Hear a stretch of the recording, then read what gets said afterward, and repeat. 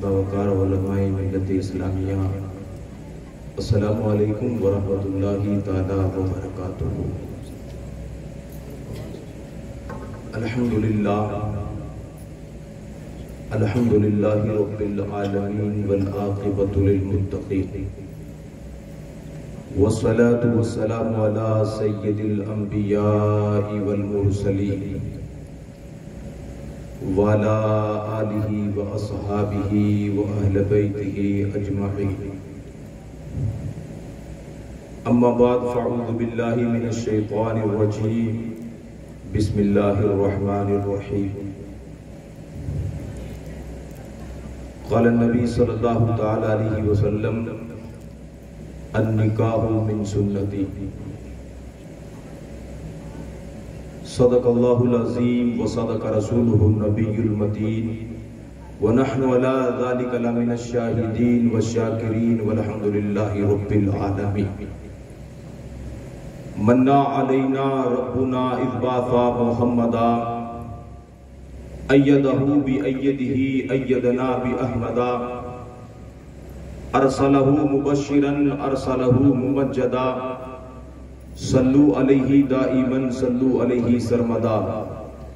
غوث اعظم بمن بے سر و ساما مدد، قبلہ دی مدد، قابہ ایما مدد، قادریم نعرہ یا غوث اعظم می زنم، دمد شیخ احمد رضا خان قطب عالم می زنم۔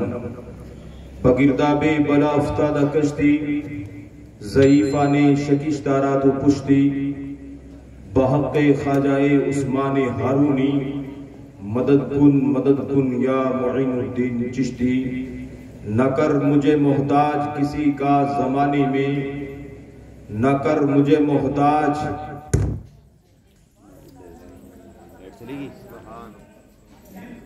درود پاک پڑھیں، اللہم صلی اللہ علیہ وسلم۔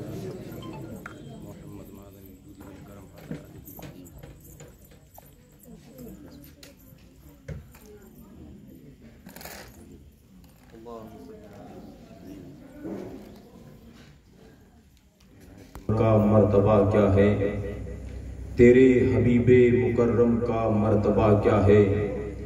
کوئی بلال سے پوچھے، کوئی خبیب سے پوچھے، کوئی بلال سے پوچھے، کوئی خبیب سے پوچھے، سزائے الفت سرکار میں مرنے کا مزہ کیا ہے؟ سزائے الفت سرکار میں مرنے کا مزہ کیا ہے؟ کہ محمد سے وفا تو نے تو ہم تیرے ہیں، یہ جہاں چیز ہے کیا لوح قلم تیرے ہیں، یہ جہاں چیز ہے کیا لوح قلم تیرے ہیں۔ برادران ملت اسلامیہ، چند منٹ گفتگو کرنے سے پہلے میں بہتر ہی نہیں بلکہ ضروری یہ سمجھتا ہوں کہ ہم اور آپ اپنے آقا و مولا احمد مجتبی محمد مصطفیٰ روحی فدا صلی اللہ تعالی علیہ وسلم کی بارگاہ میں ایک مرتبہ اور جھوم کر عقیدت و محبت کے ساتھ درود پاک کی ڈالی محبت کی تھالی میں سجا کر پیش کریں اور پڑے بابا سے بلند اللہم صلی علی سیدنا و مولانا محمد معدن الجود والکرم والا آلہ و اصحابہ وبارک وسلم۔ برادران ملت اسلامیہ، آج جس محفل میں ہم اور آپ شرکت فرما ہیں، یہ نکاح کی مقدس محفل ہے۔ جناب حاجی محمد طفیل صاحب قبلہ کے پوتے قاری جمیل صاحب قبلہ کا کل عقد مسنون ہونا ہے، نکاح ہونا ہے۔ اسی خوشی میں یہ میلاد مصطفیٰ سجائی گئی ہے۔ برادران ملت اسلامیہ، خوش نصیب ہیں حاجی صاحب قبلہ جنہوں نے، ان کے بچے بھی جنہوں نے محنت کر کے اپنے پوتوں کو بڑی لگن اور مشقت کے ساتھ اپنے بچوں کو عالم دین بنایا، تو اس کا نتیجہ ہمیں دیکھنے کو یہ مل رہا ہے کہ لوگ ایسی محفلوں میں، ایسے موقع پر اپنا وقت ضائع کرتے ہیں، ڈھول تماشے کرتے ہیں، ناچ ناچ کر اپنا وقت ضائع کرتے ہیں اور اس پیاری سی سنت کو بالکل تار تار کرتے ہیں۔ لیکن علم کی برکت ہے کہ آج ان کے گھر پہ جہاں لوگ ڈھول تماشے کرتے ہیں، آج ان کے گھر پہ اللہ اللہ کے رسول کا ذکر ہو رہا ہے۔ برادران ملت اسلامیہ، کل ان کا عقد مسنون ہونا ہے، نکاح ہونا ہے۔ یہ نکاح ہے کیا؟ جس کو ہماری زبان میں ہم شادی کہتے ہیں، یہ کیا چیز ہے؟ برادران ملت اسلامیہ، یہ ایک رشتہ ہے، یہ ایک ایسا رشتہ ہے جو جنت کے اندر قائم کیا گیا۔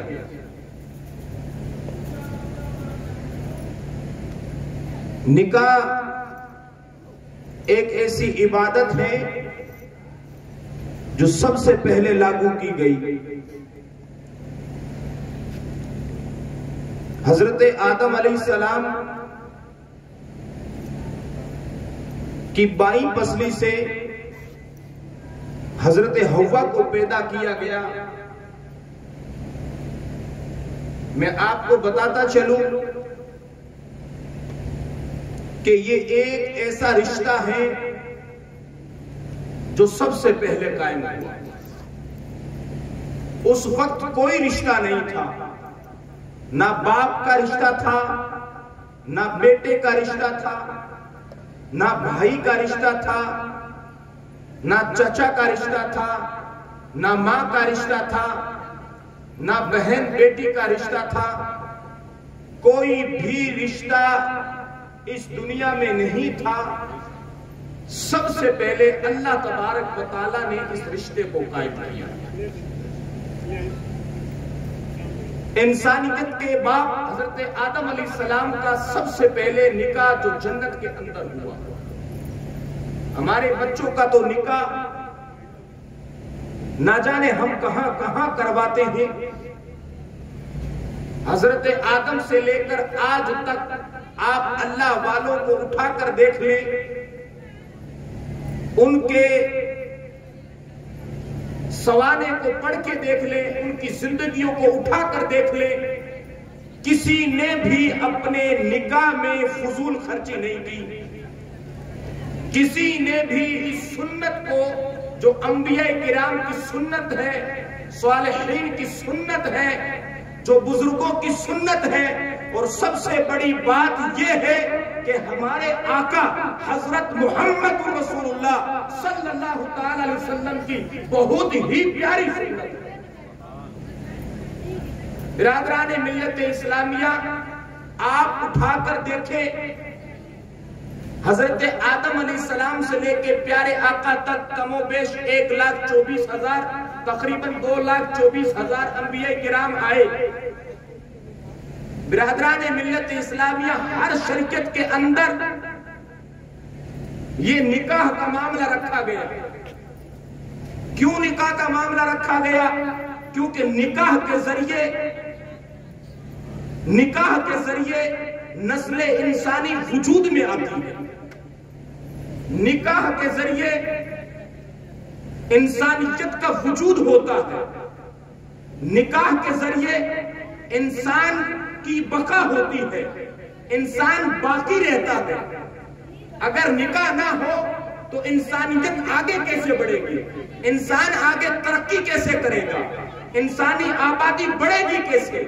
تو ہر شریعت کے اندر جو ہے اللہ تبارک و تعالیٰ نے مختلف طریقے سے صحیح، لیکن جو ہے نکاح کا سسٹم اللہ تبارک و تعالیٰ نے رکھا اور بڑے سادے انداز میں رکھا۔ 2 یا 4 انبیاء کرام کی غالباً شادی نہ ہوئی۔ برادران ملت اسلامیہ، باقی انبیاء کرام کی سنت ہے، اور کسی نبی نے فضول خرچی نہیں کی۔ رب کے حکم کے مطابق اس نکاح کی محفل کو سجایا۔ کسی نے خرافات نہیں مچائی، کسی نے اس سنت کو، اس رب کے حکم کو، اس عبادت کو کسی نے تار نہیں کیا۔ برادران ملت اسلامیہ، دوسرے انبیاء کرام سے لے کر حضرت محمد رسول اللہ صلی اللہ تعالی علیہ وسلم کی زندگی کو اٹھا کر دیکھتے، آپ نے مختلف نکاح فرمائے. جس دور میں یہ کہا جا رہا تھا کہ یہ جو ہے نکاح جو ہے، عورت جو ہے تقوی کے اندر آڑ بنتی ہے.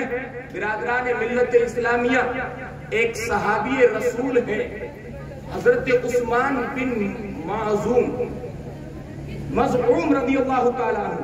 ان کی اہلیہ محترمہ نے پیارے آقا صلی اللہ تعالی علیہ وسلم کی بارگاہ میں شکایت کی کہ یا رسول اللہ صلی اللہ تعالی علیہ وسلم، عثمان کے ساتھ میں میرا نکاح تو ہو گیا ہے، لیکن عثمان میرے ساتھ میں وہ تعلق نہیں رکھتا. وہ دن میں روزے رکھتا ہے اور رات میں عبادت پر عبادت کرتا رہتا ہے، نوافل پہ نوافل پڑھتا رہتا ہے، ہمارے پاس تک نہیں آتا. برادران ملت اسلامیہ، غور سے سنیں. آپ اس کو تفریح گاہ نہ بنائیں، آپ اچھا ماحول بنائیں. جو دور دراز بیٹھے ہوئے لڑکے باہر کھڑے ہوئے ہیں، ان سے مؤدبانہ گزارش کروں گا کہ چند منٹ کے لیے یہاں تشریف فرما ہو. میں بہت ہی مختصر انداز میں اپنی تقریر اور اپنے جو ہے اس نکاح کے تعلق سے بول کے اپنا بیان یہی مکمل کر دوں گا. برادران ملت اسلامیہ، پیارے آقا صلی اللہ تعالی علیہ وسلم نے حضرت عثمان کو اپنے پاس میں بلایا اور کہا، اے عثمان، تم نے ہمارے طریقے کو چھوڑ دیا. غور سے سنیں، میرے آقا نے کیا فرمایا؟ کہا تم نے ہمارے طریقے کو چھوڑ دیا ہے.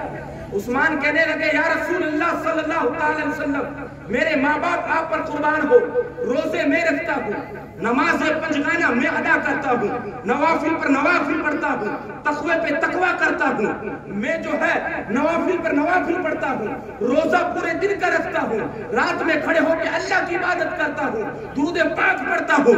یا رسول اللہ، میرے ماں باپ آپ پر قربان، میں آپ کے طریقے سے کیسے ہٹ سکتا ہوں؟ اللہ کے طریقے سے کیسے ہٹ سکتا ہوں؟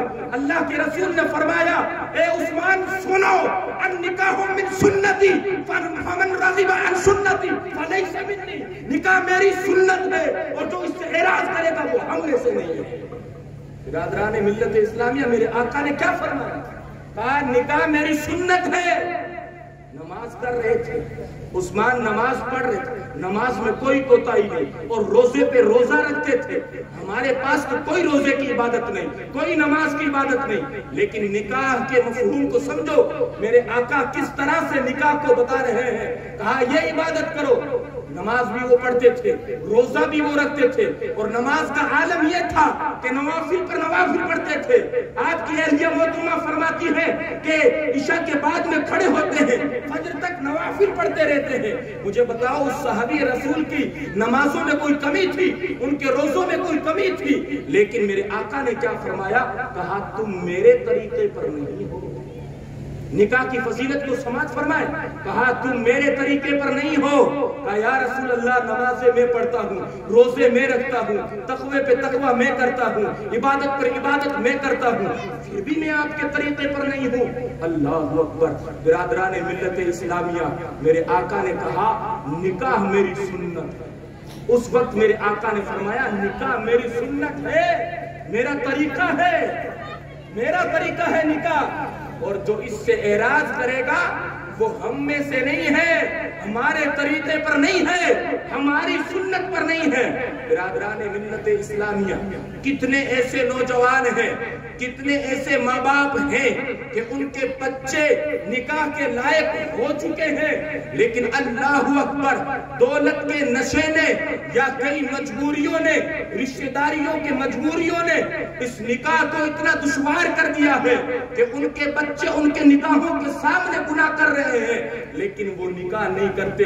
برادران ملت اسلامیہ، یہ نکاح، یہ شادی آسان کرو، یہ شادی آسان ہے. برادران ملت اسلامیہ، جو شادی انبیاء کرام کے طریقے پر ہوگی، جو شادی صالحین کے طریقے پر ہوگی، جو شادی محمد رسول اللہ صلی اللہ تعالی علیہ وسلم کے بتائے ہوئے طریقے پر ہوگی، وہ نکاح جو ہے آپ کے لیے برکت بھی بنتا ہوا نظر آئے گا اور آپ کی رزق میں برکت بھی بنتا ہوا نظر آئے گا، آپ کے رزق کو بھی بڑھاتا ہوا نظر آئے گا برادران ملت اسلامیہ۔ لیکن عالم یہ ہے کہ ہم نے اس نکاح کو نہ جانے کیا بنا دیا ہے، تماشا گاہ بنا دیا ہے، اور نکاح کی جب محفل سجتی ہے نا اس وقت جو ہے بس یوں داڑیاں صاف کر کے اور چہرے صاف کر کے جھوٹے موٹے وضو کر کے اور ٹوپی لگا کے، ٹوپی نہیں ملتی کوڑے رومال رکھ کے جو ہے حاضر ہو جاتے ہیں نکاح کی محفل صاحب۔ یہاں تو ادب سے بیٹھو، یہاں اب عالموں کو آگے کر دو، یہاں عالموں کو آگے کر دو۔ یہ میری مائیں بہنیں، میری جو ہے مائیں بہنیں ایک طرفہ بیٹھی ہوئی ہیں، 10-15 دن تک اتنے خرافات پر خرافات، خرچے پہ خرچہ، خرچے پہ خرچہ، فضول خرچی پہ فضول خرچی۔ لیکن جب نکاح کی محفل آتی ہے تو مولوی صاحب کو آگے کرو۔ پہلے مولوی یاد نہیں آیا، لیکن جب نکاح پڑھانے کی باری آئی تو اس وقت کہتے ہیں پیر صاحب کو آگے کر دو، مولوی صاحب کو آگے کر دو، اب یہ جو ہے اپنا کاریہ کرم کریں گے۔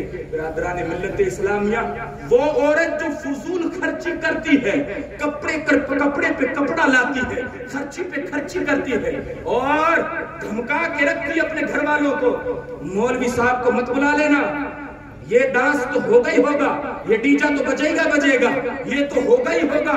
اللہ اکبر اعلان جنگ کرنا پڑتا ہے ڈھول بند کرنے کے لیے، ڈیجا بند کرنے کے لیے۔ میں علماء سے مؤدبانہ گزارش کروں گا، اس علاقے میں زیادہ تر میں رہتا ہوں، میں نے اعلان جنگ کیا ہے یہاں پہ۔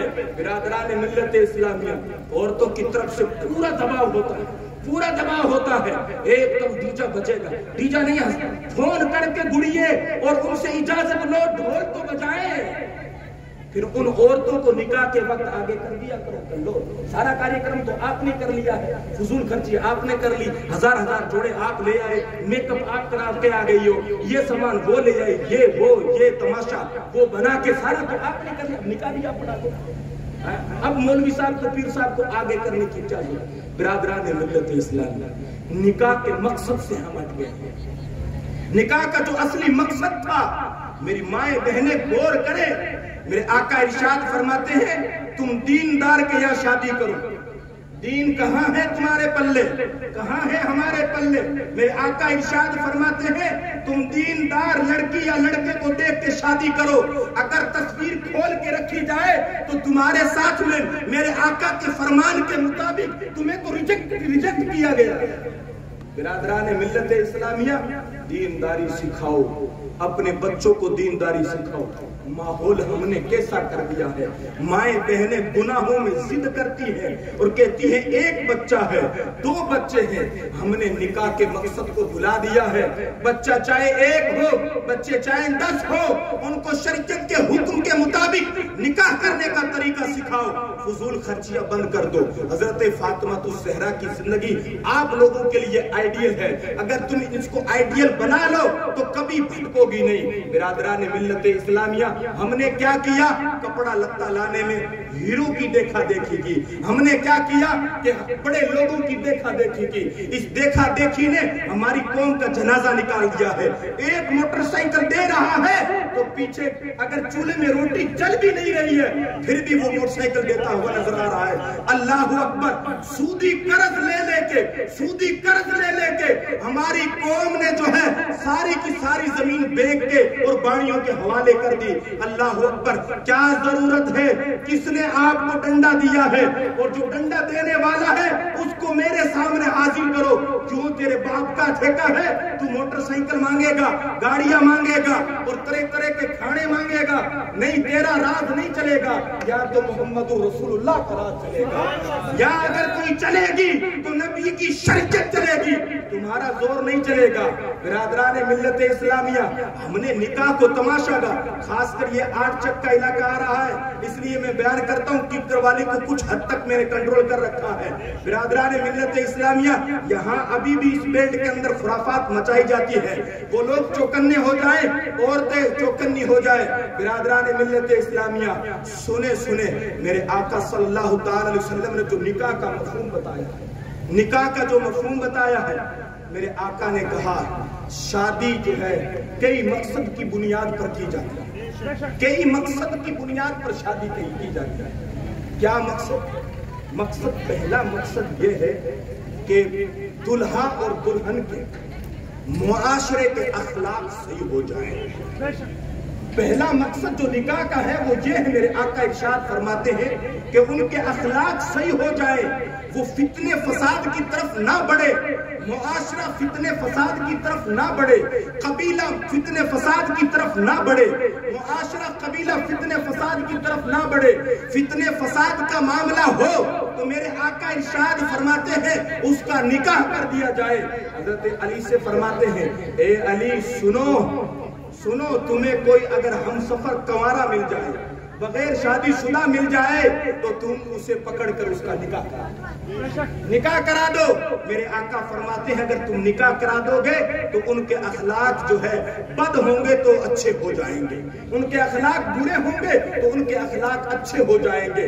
बिरादरान मिल्लत इस्लामिया, निकाह का मकसद जो है वो, निकाह का जो मकसद है, ये दहेज देना, ये गाड़ियां देना, ये खुराफात मचाना, ये निकाह का मकसद नहीं है। ठीक है, बुआ अलग से नाराज होके बैठी है, चचा अलग से मुंह फैला के बैठा हुआ है, कबीले वाले अलग से मुंह बैठा खोला के बैठे हुए। अगर किसी की प्लेट में एक बोटी ना हुई तो रिश्तेदार उठकर चले जाते हैं, उसकी बाप की कमाई का जनाजा निकल जाता है।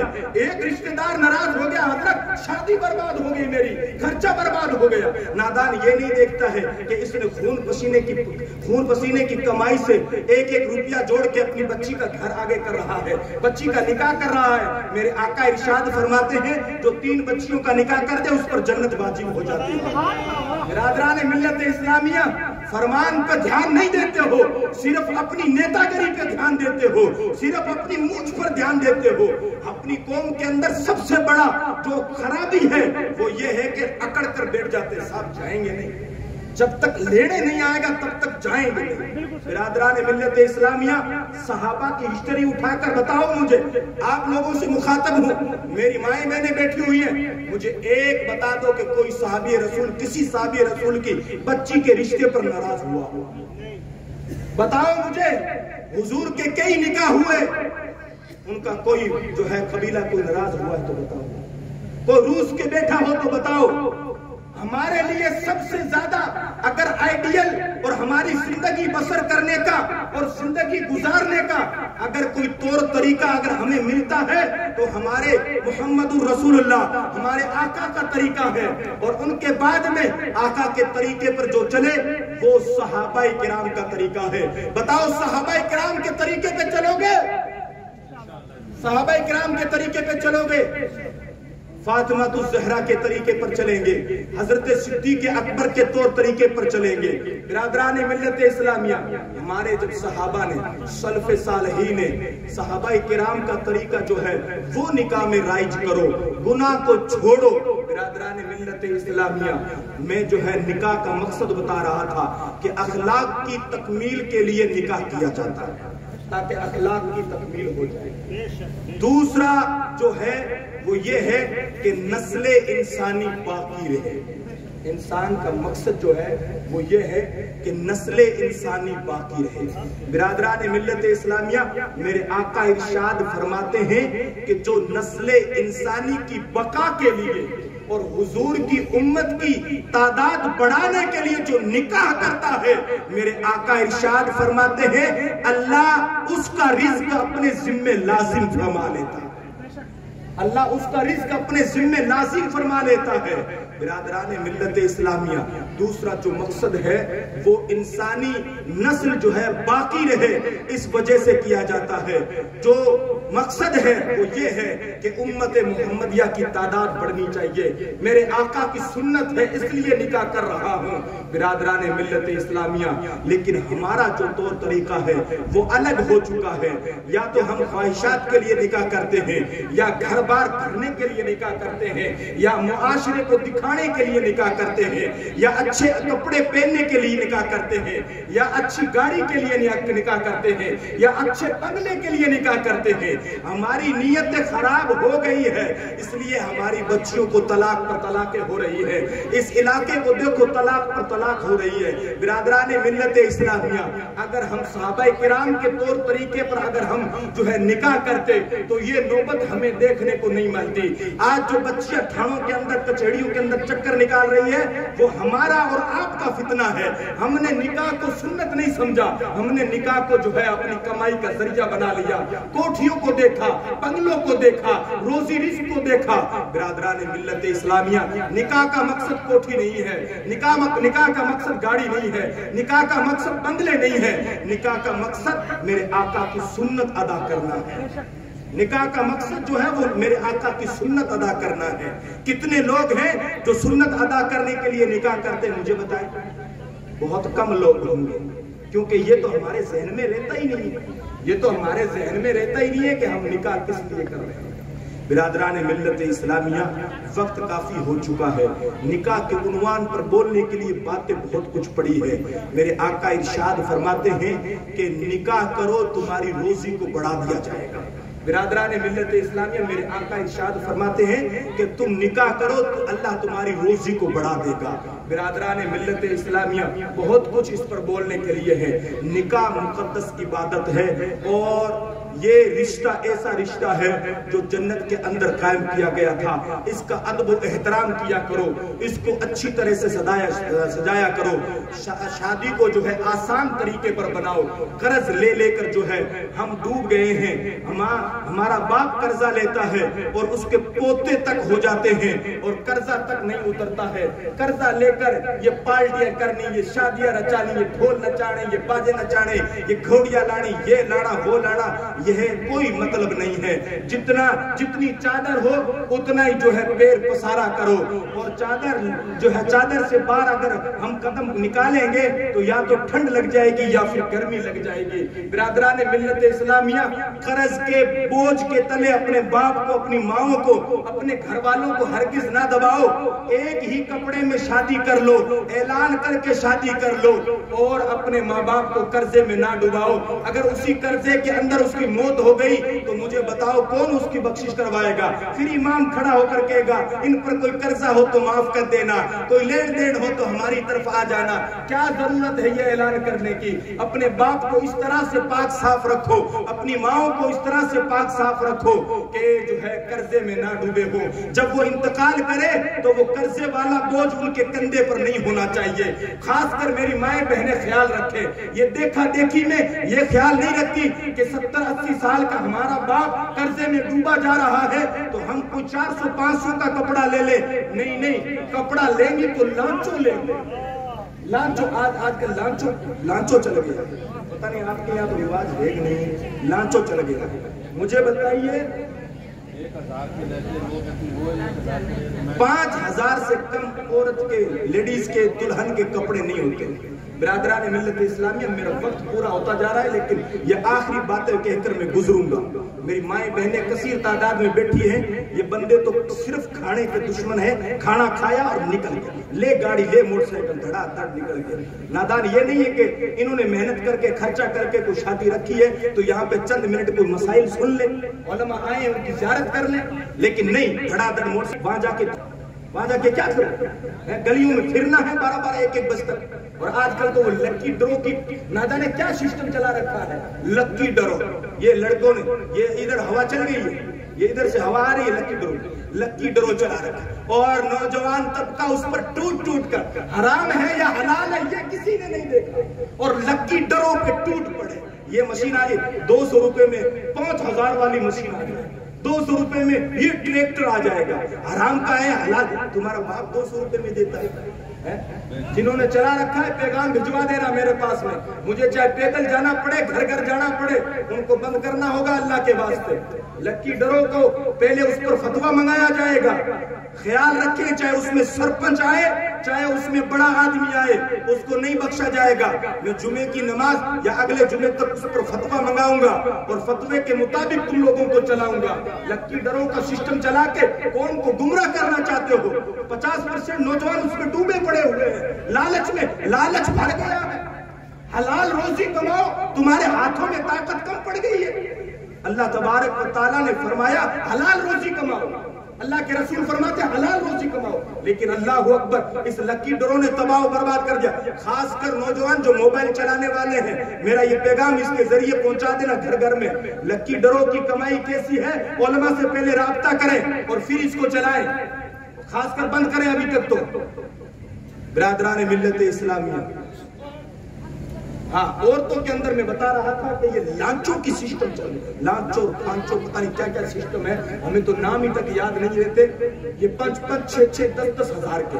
اور ایک مصیبت حاجی صاحب یہ پڑی ہے، علماء پریشان نہ ہو تو لاسٹ میں یہ بات کہتا چلا جاؤں میں، آپ لوگ پریشان تو نہیں ہو رہے، یہ بات میں کہتا چلا جاؤں، یہ 7-8 ہزار کے، اور جس دن شادی ہوتی ہے نا اسپیشل لڑکی کے لیے گاڑی آتی ہے، میں نے سنا ہے اس لیے بتا رہا ہوں، میں نے سنا ہے اور بالکل میرا سنا ہوا 99% سچ بھی ہوتا ہے، 1% ہو سکتا ہے جھوٹ ہو جائے۔ اسپیشل گاڑی آتی ہے، 8 بجے بیوٹی پارلر کھلایا جاتا ہے، 8 بجے، اور پھر لڑکی کو لے جایا جاتا ہے وہاں پہ، اور میک اپ کا خرچہ کم سے کم بیوٹی پارلر کا، ہاں قمر صاحب دھیان رکھیں، بیوٹی پارلر کا خرچہ پتا کر کے آنا سنو، 10,000 خرچہ ہوتا ہے، اللہ اکبر، 10,000 بیوٹی پارلر کا۔ اس سیدھی سادی عورت کو بھوتنی بنانے کے لیے 10,000 روپے، اس کو بھوتنی بنانے کے لیے، میں تو اس کو بھوتنی کہوں گا، بالکل صحیح سمجھتے نا، بلائی کہوں گا، اور اس کو جو ہے بھوتنی بنانے کے لیے 10,000 روپے لگائے جاتے ہیں، داڑھی والا چٹا باپ برباد ہو جاتا ہے، اور وہ بھوتنی بننے بیوٹی پارلروں میں چکر لگاتی ہے۔ ارے نادان، تیرے لیے بیوٹی پارلر والی عورتیں آئیڈیل نہیں ہے، حضرت فاطمہ الزہرا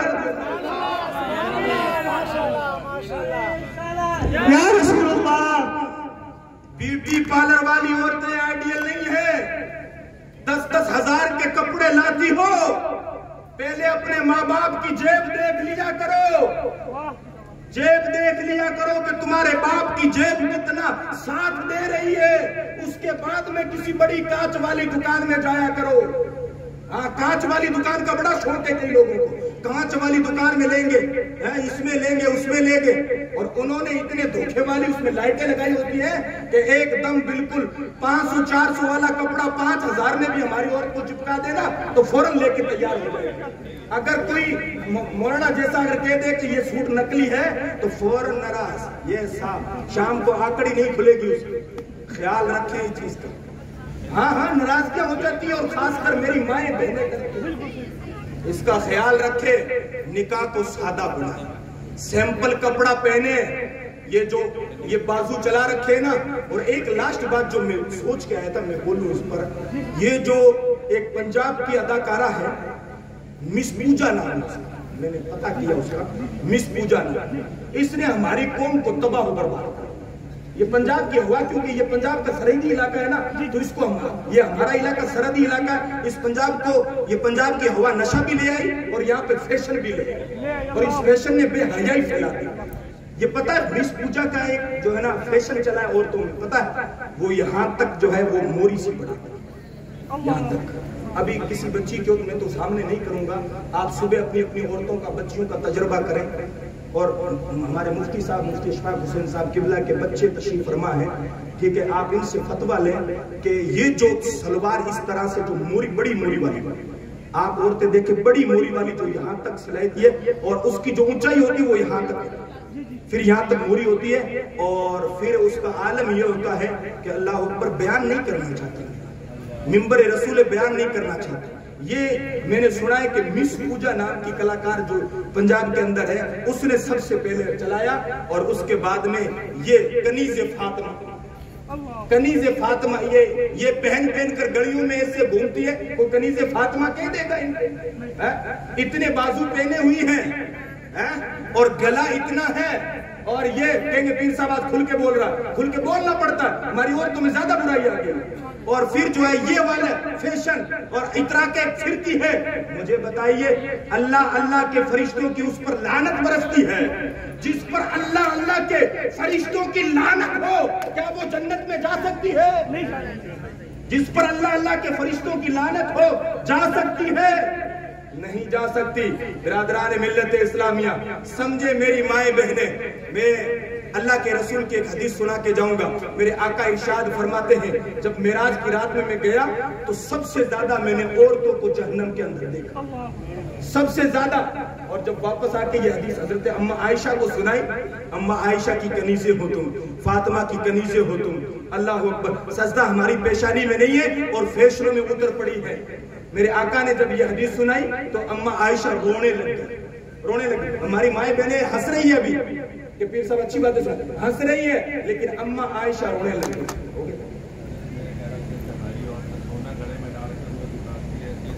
وہ زینت ہے, زینت اپنے بندے کے لیے جائے. یہ بیان کر دیتا ہوں, تو میں جو ہے بیان کر. اما عائشہ رونے لگ گئی. کہا یا رسول اللہ صلی اللہ تعالی علیہ وسلم, کون اما عائشہ, کون اما عائشہ؟ حضور کی اہلیہ محترمہ, امہات المومنین میں سے, کبھی نماز نہیں چھوڑی. علم کا عالم یہ تھا کہ بڑے بڑے جو ہے لوگ ان کے سامنے سر تسلیم کرتے تھے. برادران ملت اسلامیہ, عالم ہی کچھ اور تھا. لیکن اما عائشہ رونے لگ گئی. میرے آقا ارشاد فرماتے ہیں اما عائشہ کیوں رو رہی ہے؟